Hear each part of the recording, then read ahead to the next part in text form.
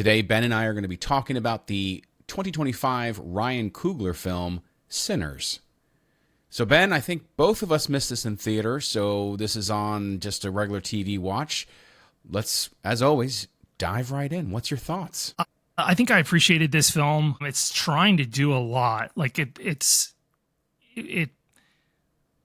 like philosophically, it's trying to tackle some things. It's got some nice commentary on like Jim Crow and like there's a lot going on here. And obviously it's set against this backdrop of like I almost hesitate to call it a horror film because it didn't have a lot of the classic like horror tropes. Like there weren't like a bunch of jump scares or anything like that, which I was kind of surprised that it didn't go that route. So first off, I kind of had trouble watching this. I was trying to watch it in a specifically encoded way where it had been encoded for HDR10.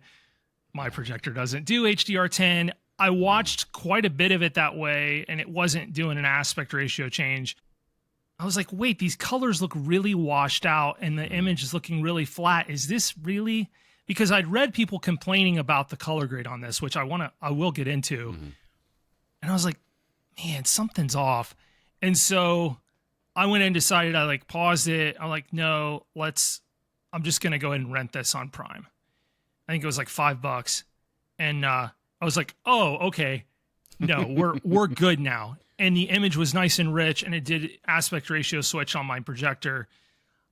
I didn't see it in theaters. I don't know how much I regret not seeing this in IMAX. I didn't exactly feel like it really took that big of advantage of the format, but that's kind of hard for me to say since I didn't actually see it in IMAX. The aspect ratio switches were well done, but I don't know that I gained that much than if I'd just watched like a 2.35 full, beginning to end version of this movie. So, but it is a very good looking movie. I think the color grade is actually quite good. And I was getting serious David Fincher vibes from a lot of the grade, and people were complaining how dark it was. And I think it's a very intentional choice. And you don't see like eye reflections in a lot of the characters except for a very specific group. And I don't know how much we want to play spoiler on this either, because I think we should. I mean, honestly, there's stuff I want to talk about that probably would be spoiler. So we're gonna have to, we're gonna make a decision right now. It's just spoiler alert. But yeah, I appreciated it. I enjoyed it. I've got some minor qualms on the whole. I don't have a lot of gripes with this. Coogler's got chops, clearly. Yes, he does. I love the bromance between him and Nolan, with him going to Nolan and saying, hey, like, walk me through how to get the most out of shooting with these IMAX cameras. Yeah. I thought that was really cool. Well, and he and Emma Thomas both kind of really assisted him a lot on the best ways to do this, how to edit it, how to cut it together. And I'm noticing directorial efficiencies with Coogler in this that are very reminiscent of Nolan, where he's doing shot reverse shot from the same setups. And some directors don't like to do that, right? Like they'll cut to you in a medium and then they'll cut back to me in a medium. And then the next time I see you, it's from a totally different angle. Like it's totally been reframed to try to freshen things up. In this, I spotted a much more efficient filmmaker that's comfortable in the edit going back to the same shot again. Yeah. And you save a lot of money when you do that too, and then you're able to put that money other places.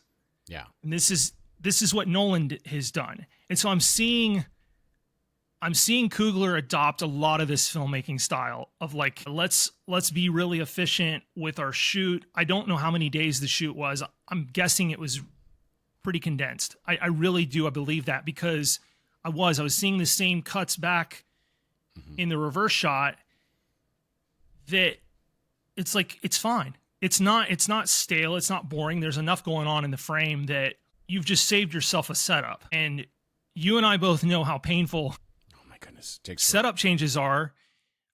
Especially if your DP's doing and your gaffer, especially if your gaffer's having to like relight. Yeah. And I don't think they had to do that. I think they lit the barn in particular a very specific way.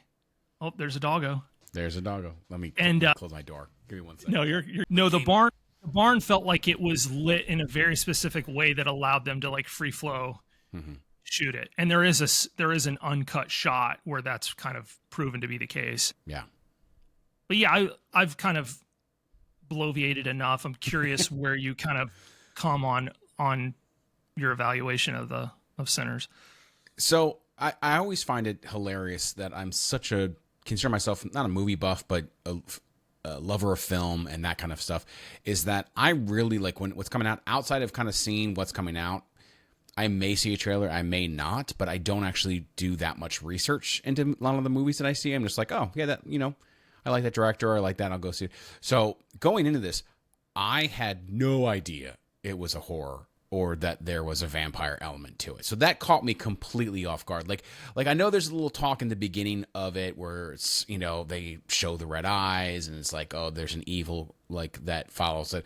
And I just kind of took that to be I didn't take it to be kind of this whole, like what's just like the vampire aspect or like some type of supernatural, that's the word, supernatural evil. Like I just thought it was like, oh, they're just evil in the world kind of thing and follows these people who have great talent or something. I don't know. So it totally took me out. So it threw me, but I enjoyed it. I don't think the movie needed it. Like really, I was pretty engaged for the first half when there wasn't that element to it at all. But it definitely was fun and added something to the movie as well. I don't know, like, because you already had the bad guy in Hogswood or whatever Hogwood or whatever the guy. So like that could have been more, or you could have brought in the people from Chicago. I don't know. Like there was other avenues, but I thought this was a fun take on it and kind of enjoyed it. And I agree with you. I don't really think this is like, it's a horror obviously, but it's not. It's horror in the way of like Get Out, or those kind of movies are. It's not. It doesn't have a lot of the tropes or a lot of the trappings of it. It's just kind of put in there into like a regular movie, which I really like. I don't really like jump scares. I'm not a big fan of it. Like this is just the right amount. But overall, I was pretty highly impressed. I will say I agree with you. Like I'm not kicking myself for not seeing this in IMAX, or I would have been nice to see it at least in the theaters, I think, because I do think it looks really good. But while watching the TV, the IMAX scenes always add so much more that, that aspect ratio shift or whatever. The biggest thing is I don't think these scenes have the same change as like something from like Mission Impossible Final Reckoning, like when he goes into the belly of the submarine underwater, or the plane sequence, or some of Nolan's stuff. Like I don't think there's enough there. Yes, it adds a little bit of weight, but it doesn't feel like it warrants it in a lot of ways. Like this is more like, oh, this is nice to have and add something, but it doesn't, like you said, I'd be fine with it in the 2-3-5 aspect ratio the entire time, and I don't think I would have felt like I missed something. Yeah, I mean, there is some really beautiful cinematography in it. And I think my favorite use of the expanded ratio was when you first get introduced to Jack O'Connell's character, Remick. Patty Bane! And he falls in that lone cabin because the kind of the purple-orange sunset that they got, the time of day when they shot that sequence where they invite him in, and then the Native American, the Choctaw, come to try to get him. The time of day that they shot all that, it was like even beyond golden hour, where the sun was coming down, and that was all IMAX. That stuff's really beautiful. Yeah, it is. And it is. And the format, it felt good. But yeah, it's hard for me to make that judgment because I didn't see it in IMAX, but I have heard people that had read some comments that people that did see it really enjoyed it.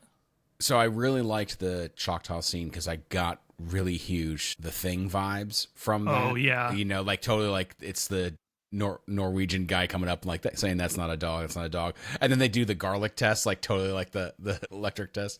So like I really feel like that was an homage. Obviously, that's not, he didn't do that accidentally. I'm pretty sure that's very on purpose. There's too many things. Well, I didn't even think about the thing with the garlic test, but you're absolutely right. They're all in a circle. They're all standing around. Yeah. And then And one person's like, I don't want to do it. I don't want to do it. Yeah. And, Yeah. So, but, spoiler on the thing, the one person is, and then this one, the one person's not. So really interesting. The other thing is that my goodness, is in a lot of the shot selection and cinematography, we have one of your favorite things that I'm surprised you haven't even brought up, but we have a rack exposure happening. Oh, really? Where was it? It Remind was me. when Stack goes into town, or Smoke, I forget. Whoever goes into town to buy things from the Asian grocery store or whatever, yeah, and the one that's like on the black side of the street, and the one on the white side, when the daughter walks back and forth between, or like the daughter goes from the dad's store to the mom's store, and the mom walks back. They go from inside the store to the outside, to the inside of the store, then back outside, and then back inside to the other store. And so I was just sitting there kind of really appreciating all of that. So there was that much rack going. They must have really pulled it off, because I wasn't even thinking about it. Yeah, it was impressive. I mean, it wasn't as, so there was still some darkness as they first walked in. So like, it wasn't, I don't think, as perfect as, oh my goodness, why is the name escaping me? Layer Cake, as much as Layer Cake is, right. But it's not as drastic as just say walking in and waiting for it to kind of expose, like for the camera to adjust exposure itself. Like definitely someone was manually doing it, but it still looked good. Like I was still kind of impressed. I sat there, and this is also, I also want to say, going back, I ended up watching this on HBO Max, but I have HBO Max with ads, and so I actually watched this with ads, and luckily the ads were kind of not terrible and not in the wrong spaces, but this movie kept my attention enough that I was able to sit through it and just wasn't like trying to get up and having to do stuff. Mm-hmm. Like I was following along and like really kind of invested in the story. So right, I do have to say that about this, but no, this movie looks good. I also think it's still rather dark in a lot of scenes. There are some scenes that I'm just like, what the heck is kind of going on? Or wait a second, how many people are there, or what's going on? Which I think it obviously is an intentional thought of just. I think so. Yeah. I think so. And I will say my projector's black point for what it considers to be true black is more of a dark gray. Like, gotcha. The contrast ratio on my projector is not great, and the movie still looked really good. So that's a credit to the color grade and the DP. Because you get these really inky shadows where there's like no detail in the shadows. It's a very conscious choice, and there were some complaints. A friend of mine actually went to an IMAX screening and walked out because he thought that it was a mistake, like that the projection was wrong because it was so dark. And then we found out later that that wasn't the case, that it was actually graded out that way. But now, as far as I do want to discuss performance, obviously. Mm-hmm. Yeah. The cast. It's a very good cast. Yes, it is.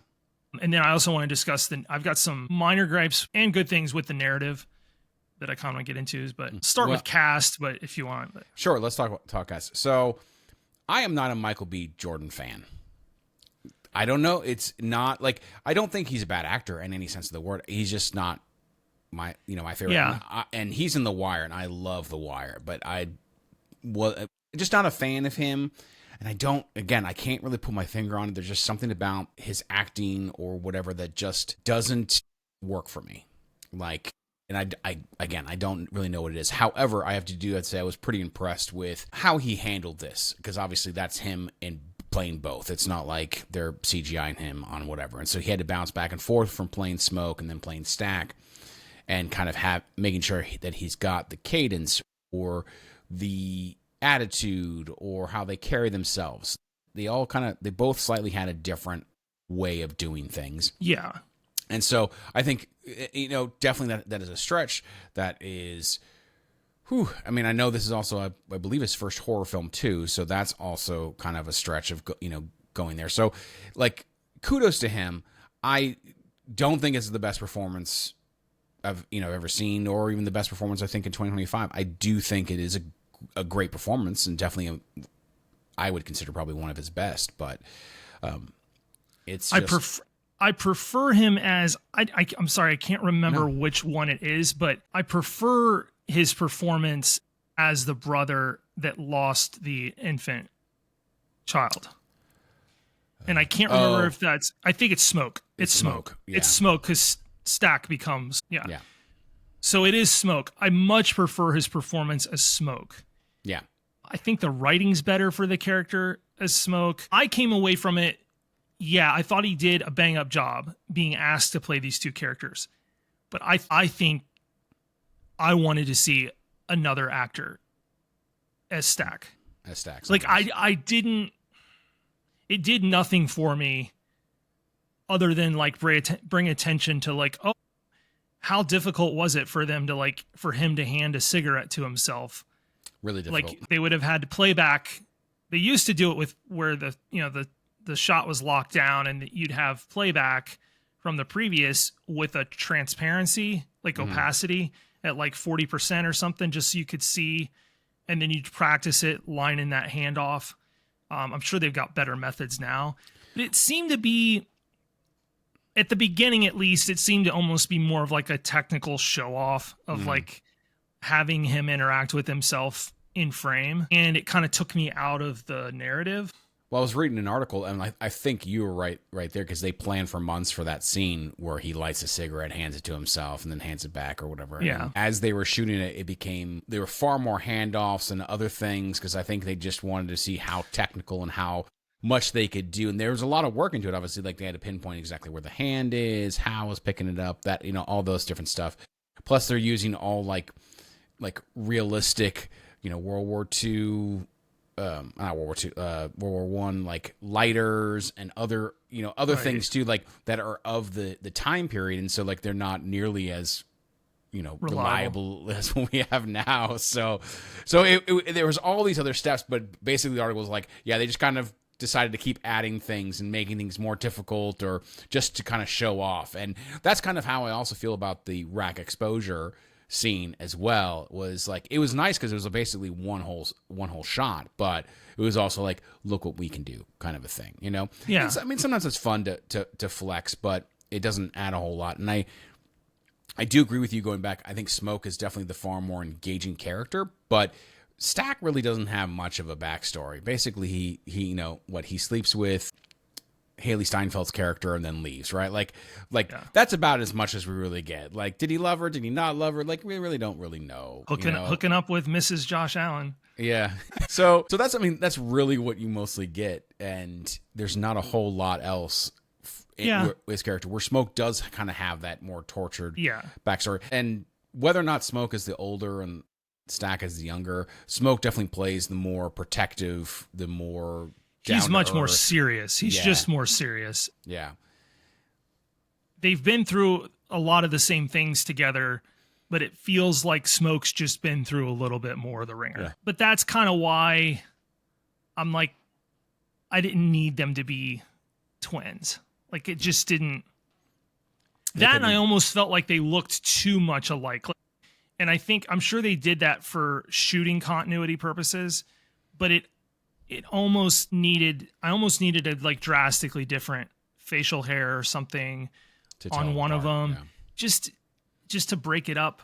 But again, a minor gripe. It took me out of the movie early on, and then by the middle, I didn't care anymore. So, well, and apparently everyone knows them by sight, because almost no one had problems telling them apart or telling who was who. Like, I think there was only one moment in the entire movie they were like, wait, are you Smoke or are you Stack? And then it's like, oh, you're Stack. But like, everyone else was like, hey, Stack, hey, Smoke. And you're just like, what? Like, you haven't seen this guy in how many years? It should have been a recurring joke. Yeah. Just like, for some levity, where he's like, Smoke? And then, no, Stack. Stack, yeah. But like, it was like, everybody knows him. And it's like, okay. Like I can't tell them apart outside one, is dressed like an Irish mobster, and the other one's dressed like an Italian mobster. Like, that's basically kind of it from between the two. So, but they wouldn't know that. Again, like, this town, like, they haven't seen him for, maybe a decade or something. So, I digress. But man, so for whatever reason, I'm sure this was smartly done for marketing, but the way they promoted the film felt like Michael B. Jordan was the lead and the only lead. Mm-hmm. And he's actually not. He shares the screen with Miles. Was it Caton or Catton? that plays Sammy, I who's do- great. Like, yeah, he's fantastic. My goodness. tremendous. Yeah, tremendous. Honestly, he was the star performance for me. Like He just is. No, he knocked it out of the absolutely. park. Yeah, he did. He really did. And you see the film, generally speaking, through his eyes anyway. Like he is truly the protagonist. Well, Yeah. and I'm gonna hit something like too, like even him in the beginning when he comes in like beaten and like the marks on his face, like they do it in such a way that I still thought it was just like that didn't tip me off that, oh hey, this is something dark, sinister, and supernatural. I still could have been like, oh yeah, this easily could have just been, lynching or something else, going Right. on, or or whatever. So like hats off to Coogler for just completely throwing me with the addition of vampires, so I seem to recall watching a trailer where it seemed more obvious to me that it was something sinister, and maybe I read something early on that revealed that it was vampires, because it was drawing comparisons from Dusk Till Dawn, which I don't think is really that close a comparison, to be honest. They feel really? like yeah, they feel like much different films. But no, the cast is crazy. The music is so awesome, and Same I guy. Oh, go ahead. I totally didn't. But even I'm talking about the music, like the performance yes. within the film itself, with Jack blues, O'Connell's character yeah. Remick, with the trio of them singing, and then I was fascinated by the creative decision to, like, you know what it was? This is one of the first films I've seen in a long time that the antagonist that's evil, that it's like making evil be truly attractive and alluring. Most of the time, the evil characters, like, either visually hideous or doing, awful things, irredeemable things. And this guy or thing does, but then, like, everybody that he attacks comes back.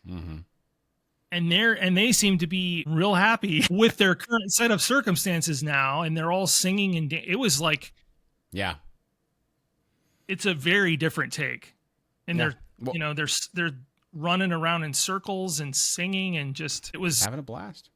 yeah, I was like, man, what was the last movie that I would have seen that would have tried to pull something like that off, where it was actually kind of acknowledging the seductive nature of, like, being bad. Yeah. Well, you even get that at the end too, when Stack and Haley's character visit the Which I'm older torn on son. that scene. Okay, we'll get into that.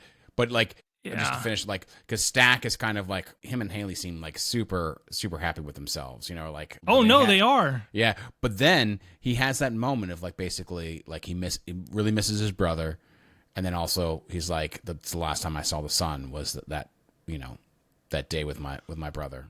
Well, and there's a really good moment. Like I said, I'm torn on the scene, and it's how necessary it was. It's basically a post log. Sammy has a comment where he's like, because they're like, oh, your time's coming near. He smells him. It's like, he's gonna pass away here sooner rather than later.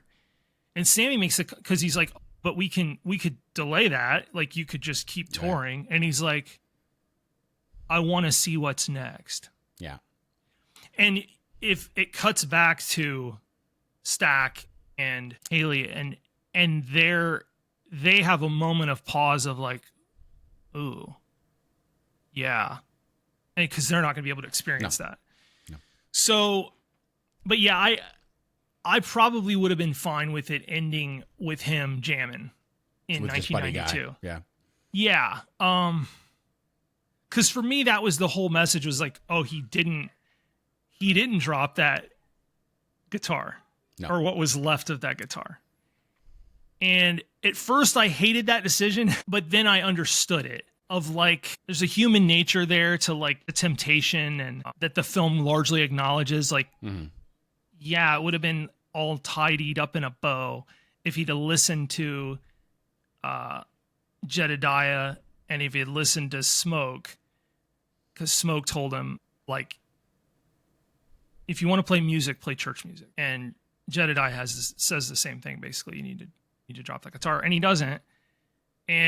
But he doesn't seem to for whatever reason, he doesn't seem like, other than that night and his scars, he doesn't seem to have led a life that like sent him down any sort of Dark bad path. Yeah, yeah. I mean, heck, he named his club after the girl he loved at the party.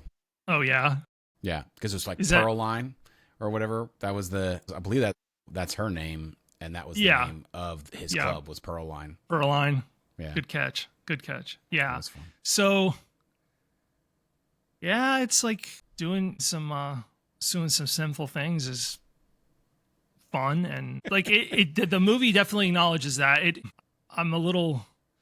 There's a little bit of moral ambiguity there that I kind of wrangle with. It's not real solid. Yeah. And Coogler doesn't really investigate like the faith element that much. Like it's not, I would almost say that the faith tradition is more cultural in the film than it is like a way of living. Yeah. Like it feels kind of boxed in some ways with that. Well, and I wonder how much this could actually be part of his own upbringing. Like, no, it is. It totally is. Yeah. His family's originally from. Well, and that area and stuff like that. But I mean, more of the before they moved out to Oakland, the choosing cinema over, a calling in the church or something like that. Like did he? That's possible. Did he have this kind of same Sammy moment where they were like, you need to give this up or you need to use it for the church or whatever, and he was like, deuces him out, and he goes to Hollywood or wherever. Maybe. Like, yeah, no, I have no idea. I haven't read anything about that, but just kind of as we're talking, going, hey, maybe that's kind of like something he experienced. I think a lot of the almost like voodoo style stuff is pulled from from that region. Yeah. I do know he talked about an uncle who got him into the blues, who was big. Like basically, like he could be a member of this cast. He's not. He passed away a while ago, but like he was talking about him was basically just like the guy loved the blues. He grew up in Mississippi and he drank whiskey. Like it was just kind of like that's what he did, and he played music and all that fun stuff. I do want to make special mention of my actual favorite performance out of this. Like I think the best performance was Miles with his performance of Sammy, but my favorite is Delroy Lindo as Delta Slim. My goodness, that's the best performance I've ever seen him give. It's fantastic. This movie? I really like him. I think he's been solid in everything I've seen, but this just I was like absolutely. Well, I hadn't seen him. I hadn't recognized him in anything since Gone in 60 Seconds. Okay, and I'm sure he's done a bunch of stuff since then, but that's like the last thing that I remember that he was one of the main characters in. Mm-hmm. And yeah, I think this is, I've not seen his whole filmography. I'm sure there's something else in there. Somebody's going to be like, oh, it's better. This is like the best stuff I've ever seen him do. Yeah. He was like pitch perfect. Absolutely. And the character was like a lot of fun. Yeah, I bet. Like a lot of fun. Yeah. Just from the beginning, it was just like, we'll give you $40 and all the beer you can drink, and you say yes right now, I'll give you that beer. And then that cut to them playing was just perfect. The other one I really love is Omar Miller as Cornbread. Oh, yes. So good. So good. And like his turn, it was like, oh no, that's not Cornbread anymore. No. Oh, like I loved the whole thing where evil actually had to be invited in. Yeah. That's subtext too. Mm-hmm. That's really nice. That's really nice. And of course, the Asian market lady ruined that. Yeah. She's like, come in. So filled with grief, wanting the fight to start. Didn't work out too well for her. She didn't last long. No, she didn't. She got one good shot in, and then who's gonna take care of her daughter now? That's the story we need to get. Where'd she come? Where'd she go to? What's her 1992 self doing? The daughter. Yeah. But not really. I don't care about that. But moving forward. But no, yeah. So Delroy was an absolute delight to watch the entire time. I just really enjoyed it. So there is a fun story I read that was talking about while they were shooting one of the scenes with Jack O'Donnell when he was at like outside, was that an alligator decided to just wander onto the in the field of view of the camera behind him. And he noped right out of there. He was like, nope. I'm not a fan of this. Like, this is not fun. But he's just like, this alligator kind of came out. But Jack was so perfect in this. Yeah. Oh my goodness. Yeah. When I saw him, I was super excited to see Patty Main doing more stuff. But no, oh, go ahead. Go ahead. No, yeah, go ahead. No. Go ahead. I was going to change. Yeah, I didn't have anything. So the other kind of fun thing is between kind of Patty Main being, or not Patty Main, sorry. That's not Jack O'Connell. The blood will flow. Yeah. The blood will flow. Remick being Irish and then the Choctaw Indians. So there's actually a thing, apparently, during the Irish potato famine, the Choctaw send the Irish like hundreds of dollars just to help them out or of some kind. Because they had gone through the Trail of Tears, all that stuff. They understood loss and that kind of stuff. And then during the pandemic, apparently the Choctaw tribe was really heavily affected. So Ireland sent them money during that time to help them Interesting. out. So it was this kind of like this nice balance of the two of them just still like, hey, even, hundreds of years later, we still remember, and the Choctaw just going out of their way of just going, hey, we've never met you. We understand. Here you go. It was kind of just a nice little play at the two of them. But I liked it. I enjoyed it. Like I went in with pretty low expectations though. So I know a lot of people had told me it was really good and seen it. And I just kind of was like, I don't know, whatever. Yeah. And I went in with minimal expectations. Even though most of what I'd kind of heard through the grapevine or whatever was that it was really, really good. It had good response. The shot where Sammy is playing in the barn and you get different generations of musicians was really took me by surprise. I wasn't expecting that at all. And it was initially kind of jarring. And then it was like, oh, that's kind of cool. And the soundscape there was really nice. And it was just a continuous shot. There was no edit points in that. It was all choreographed in that space. Well, and it was all done with IMAX too. So that's lugging that thing around. Yep. Yeah, that's impressive. It is.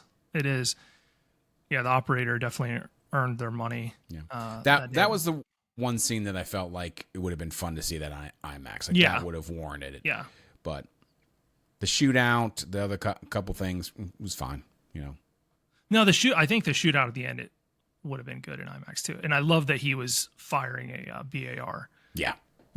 I love that.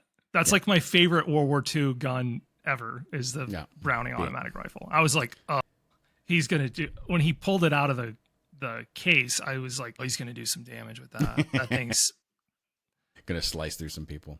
Oh, that thing would go through like multiple 1930s era cars. Yeah. Like you wouldn't be safe behind 3 cars if a Browning was thin as the sheet metal on those things was. Yeah. I was like, this is going to be good. And he lights these guys up. Yeah. And the moment he had with the deceased Beatrice and the infant was awesome. Awesome. So like that character's arc was good. Yeah. It was really nice. Smoke had a really nice arc. Kind of live by the sword, die by the sword though, was the message there. Like he wasn't going to escape. He had lived that life too long. Yeah. Yep. Well, do you have anything else, good sir? No, I'm not going to make a recommendation to see it because we spoiled it. So like anybody that's listened to this, although hopefully. I know a few people, I'll bring it up again. I know a few people that will listen to us spoil episodes so they don't have to watch them. I don't think we did a terrible job of spoiling. I mean, there's still stuff that you miss, but it's stuff that they didn't really have any intention of watching. And then they're like, it's kind of interesting to hear about that. Yeah. That's not our intent, but no, not at all. But no, this is really good. Yeah. I'm curious to see what Coogler has got next. I know he's not Black Panther 3 that he's working on and he's writing. not doing He's got a sequel to this, so apparently. He's not. No, he's not. Good. Saw this as a one-off. I'm glad. And it, even though it did pretty well, it's like a $90 million budget and did like almost $370 million at the box office. So, well, with that, just want to say thank you to all our listeners and watchers for joining us again on another episode of Cinema A to B. And we'll see you next time with another chat between Ben and I.